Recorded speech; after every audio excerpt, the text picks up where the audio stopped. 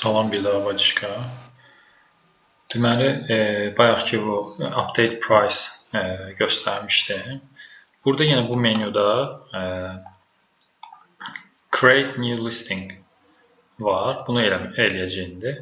Burada deməli vuranda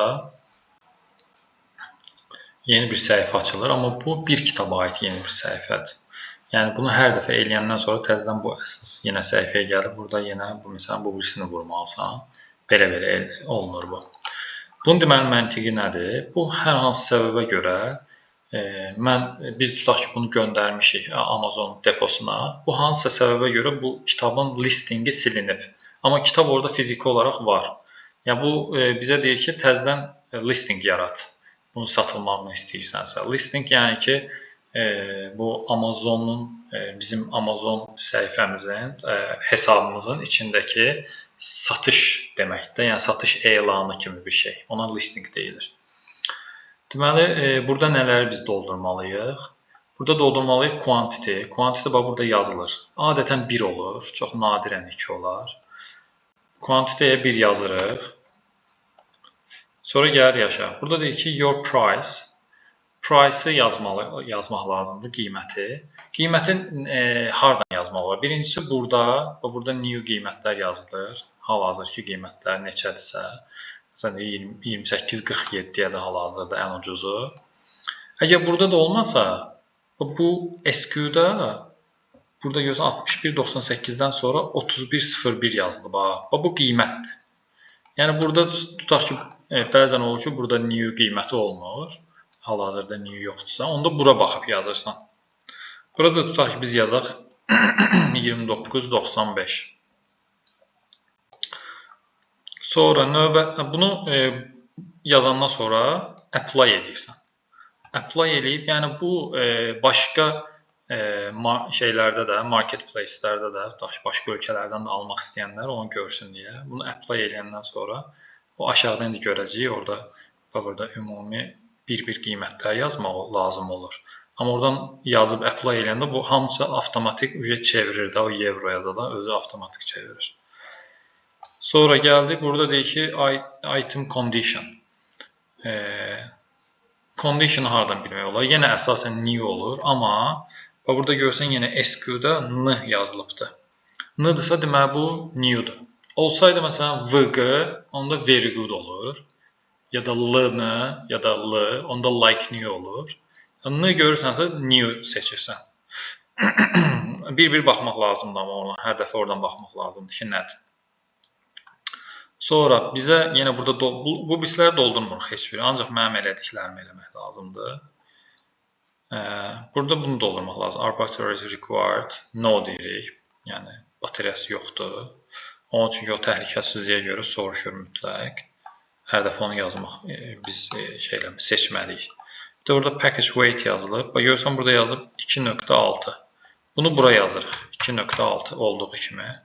Burada da yazıb ki pounds. Buradan da pounds seçirik.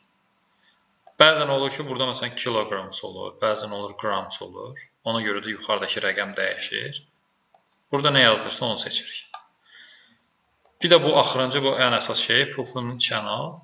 Onu deyir ki, Amazon will ship and provide customer service. Yəni ki, biz bunu satılandan sonra özümüz göndərmirik də. Bu Amazonun deposundadır, bunu Amazon göndərir.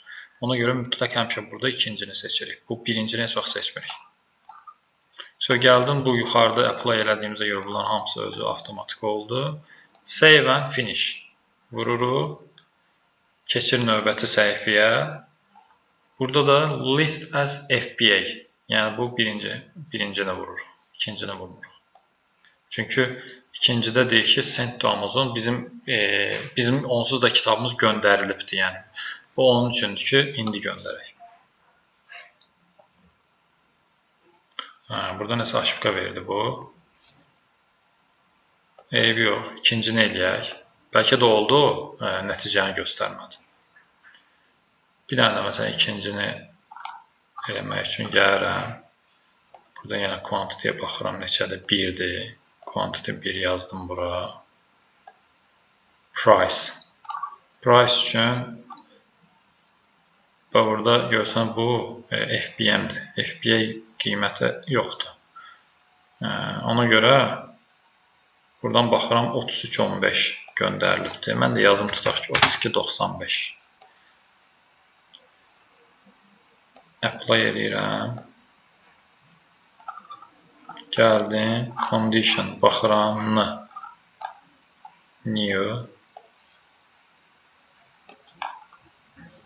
Sonra batteries required. No. Package weight 1.2 pounds. Bunu seçdim yine aşağıdakini. Geldim. Yüklənir. Bəzən olur burada biraz bir neçə saniyə gözləmək lazım olur. List as FBA. Yine aynı şey oldu.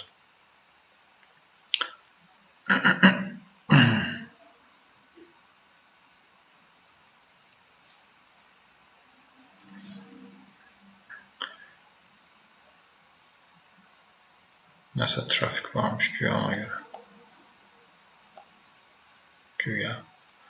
Okey, nəysə, yəni proses budur. Əgər səndə də belə olsa, error versə, mənə deyərsən. Bəlkə də ola bilsin, onun nəsə başqa şey lazımdır, settings lazımdır.